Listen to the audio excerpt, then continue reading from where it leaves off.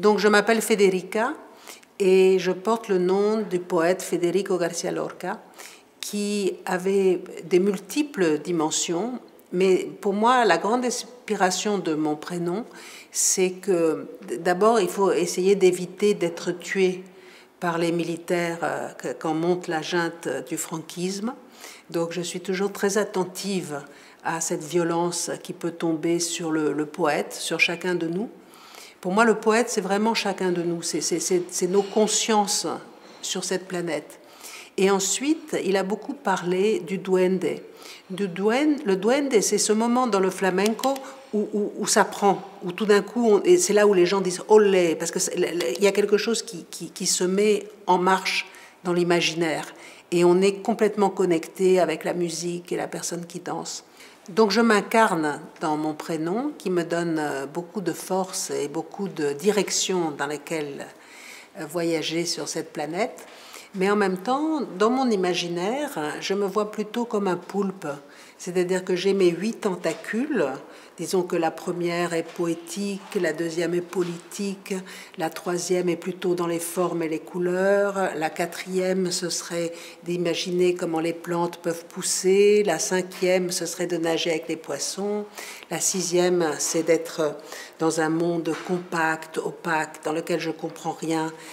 Le septième, ce serait les rêves, et le huitième, ce serait d'être ici avec vous. Donc toutes ces tentacules qui ont chacune leur cerveau nagent ensemble, bougent ensemble comme du jazz. C'est-à-dire j'entends un petit son dans l'un, donc l'autre répond à ce son. Cette espèce de dialogue à 8 qui rend toutes ces informations, qui les envoie à ces 2 cœurs du poulpe.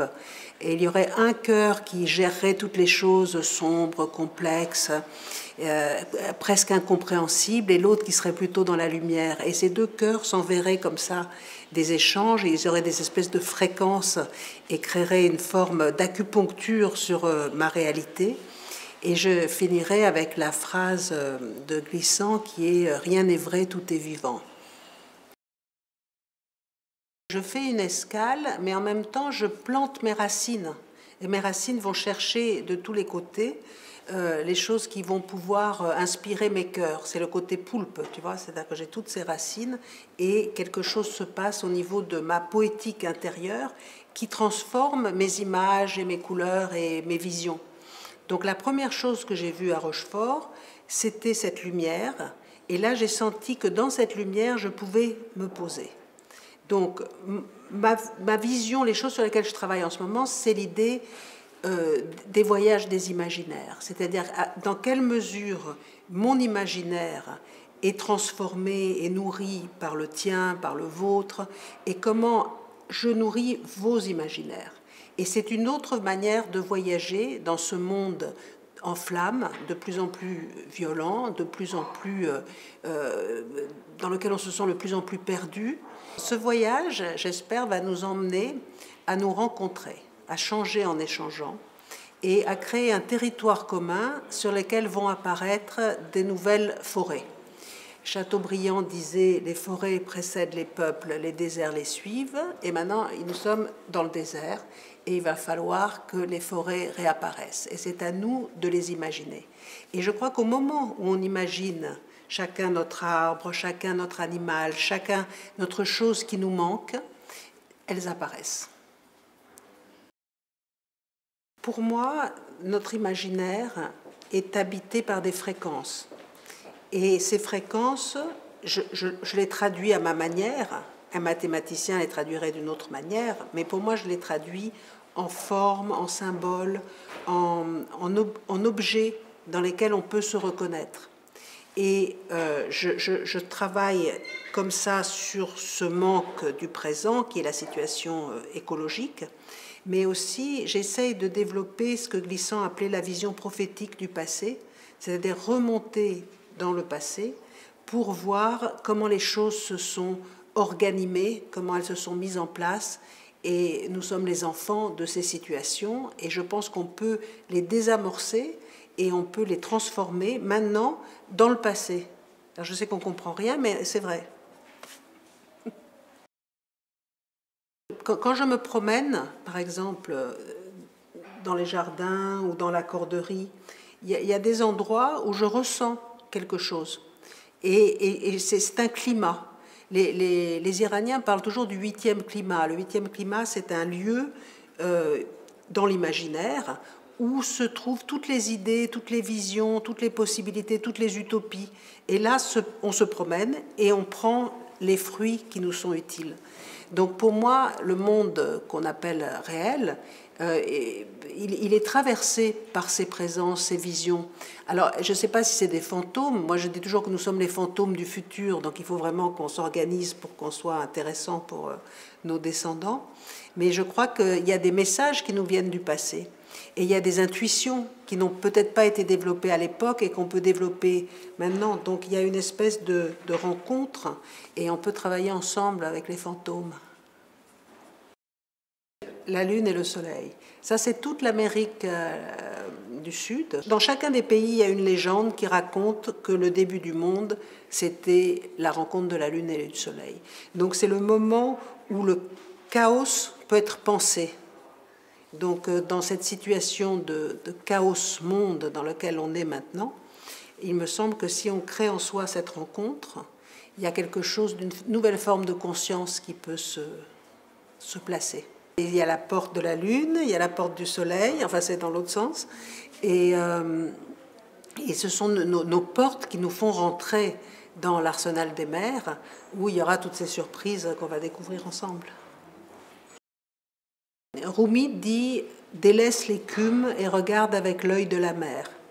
Donc pour moi, la mer, c'est vraiment la conscience. C'est-à-dire que c'est cette immensité qui contient tout, tous les mouvements, toutes les énergies, toutes les fréquences, tous les animaux possibles, toutes les légendes, tous les mythes, tous les imaginaires depuis le début de la conscience, depuis la rencontre de la Lune et du Soleil, et que nous pouvons habiter, avec laquelle nous pouvons nous connecter. Et à Rochefort, ce que j'aime beaucoup, c'est cette présence de l'absence de la mer. C'est-à-dire qu'on ressent que la mer nous entoure et en même temps, on ne la voit pas. Donc ça me paraît l'endroit idéal pour en parler, pour y nager, pour y penser. Montaigne disait « nous pensons toujours ailleurs » et je pense que c'est dans cet ailleurs que nous pouvons penser. Et c'est ce que j'essaie de créer avec les expositions, c'est des ailleurs dans lesquels on peut se rencontrer et penser ensemble. Yemanja, c'est la déesse de la mer, c'est la sirène que je connais depuis que je suis toute petite, parce que j'ai grandi dans une île en Sicile où elle était visible par les yeux de l'invisible. Et Yemanja, elle a accompagné les bateaux qui amenaient les hommes, les femmes et les enfants de l'Afrique jusqu'au Nouveau Monde pour les vendre et qui revenaient ensuite avec les épices et tout ce qu'on avait pu voler là-bas. Et donc elle a cette connaissance de l'Afrique très profonde, elle a la connaissance de l'Amérique latine, de l'Amérique du Nord et des Caraïbes, et elle est aussi européenne. Donc je trouve qu'elle se combine bien dans nos imaginaires. Donc la sirène, c'est une sirène imaginaire que j'ai créée, qui m'appartient et que je partage avec vous tous. Je pense qu'on peut chacun créer notre sirène. Pour moi, elle vient de Grèce, elle est née en Grèce. Je l'ai rencontrée quand j'étais enfant en Sicile. Et elle m'a toujours accompagnée, mais elle a aussi accompagné toutes nos histoires. On la retrouve dans toutes les cultures et je la retrouve dans tous mes voyages. Et pour moi, elle est cette force qui nous habite et qui a accompagné les Africains qu'on amenait au Nouveau Monde pour les échanger contre des marchandises qu'on ramenait ici. Donc pour moi, elle accompagnait les bateaux, elle restait avec les Africains au Nouveau Monde, elle restait quand elle revenait en Europe, et elle est cette culture que nous partageons tous, qui est une culture de la mondialité, c'est-à-dire une culture où tous nos imaginaires ne cessent de se rencontrer. Et quand Glissant dit nous inverserons les gouffres, c'est ça aussi. Yemanja, elle a cette capacité de regarder en face l'insupportable. que ce soit celui de l'esclavage, que ce soit celui du travail qui n'a plus aucun sens. Elle est présente dans toutes nos consciences poétiques et politiques. Il me semble que les artistes s'auto-éduquent à travers leurs méthodes et ils arrivent à la paix nécessaire qui permet de projeter des images, des formes et des couleurs avec le but de transmettre et de communiquer. Donc c'est très spécial parce que c'est un travail qu'on fait nous-mêmes, en nous-mêmes, pour nous animer, pour nous enthousiasmer, pour avoir envie de participer à tout ce qui se passe, mais en même temps, cette énergie est transmise. Et à la limite, quand on regarde une œuvre d'art, on n'a pas tellement besoin d'aimer ou de ne pas aimer. On ressent cette énergie, on ressent cette fréquence sur laquelle on peut se brancher et qui nous permet d'avancer. C'est-à-dire que c'est une lumière qui ouvre un petit peu notre territoire de cette journée-là. Donc j'imagine que si on pouvait créer des programmes d'auto-éducation artistique et poétique dans les écoles, afin que les enfants s'éveillent à ces formes de méditation quelque part, et qu'ensuite eux pourraient les transmettre à d'autres, on aurait une éducation artistique qui irait partout dans toutes les matières et qui permettrait de vivre l'apprentissage, quel que soit l'âge, de manière différente. C'est une intuition. Imaginons que dans les écoles, on consacre 10 minutes par jour. Il y a beaucoup d'écoles qui le font d'une autre manière, qui le font en lisant des poèmes, ça c'est très important aussi, mais qu'on consacre 10 minutes par jour, par exemple, à formuler quelle est notre méthode d'auto-apprentissage. C'est-à-dire que chacun de nous a ses petits trucs. Moi, par exemple, je suggère d'allumer au-dessus de sa tête la bougie de l'attention, avec cette lumière, d'entrer à l'intérieur de nous-mêmes, de voir les cosmologies qu'on y trouve, de rencontrer éventuellement son animal imaginaire avec qui on va pouvoir communiquer. À partir de là, je propose d'explorer la mer, l'espace. Enfin, j'ai tout ce petit parcours que je propose pour les écoles, mais chacun de nous peut trouver son propre parcours. Et ça pourrait être formidable si chacun de nous le formulait, l'écrivait et pouvait le partager avec les autres. Imaginons. Donc quand je suis venue à Rochefort et que j'ai visité la corderie pour la première fois, j'étais très impressionnée par cet espace qui semble ne pas finir.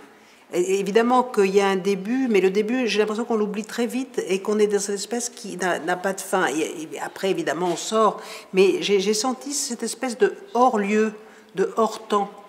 Et tout de suite, j'ai commencé à imaginer qu'est-ce qui se disait dans ce lieu. Donc pour moi, c'était moi qui amenais mon travail, donc je voyais un mur avec mon travail en forme d'intuition. Pour moi, chaque dessin, chaque tableau, chaque sculpture est un petit morceau du puzzle qui fait l'ensemble, qu'est l'ensemble de l'exposition. Et sur l'autre mur, j'avais envie de raconter la mer, la terre, Rochefort, les imaginaires que je percevais. Et comme tout ça est traversé comme une corde, c'est-à-dire qu'il y aurait l'histoire, l'imaginaire et la poésie qui se tresseraient comme cette immense corde, comme l'est fait la corderie. Et donc pour moi, la poésie, cette espèce de ligne qui porte Rumi, Rimbaud, Lautréamont, Garcia Lorca, tous les poètes qui m'aident à comprendre, qui m'aident à transformer ce que je ressens du monde en mots ou en images.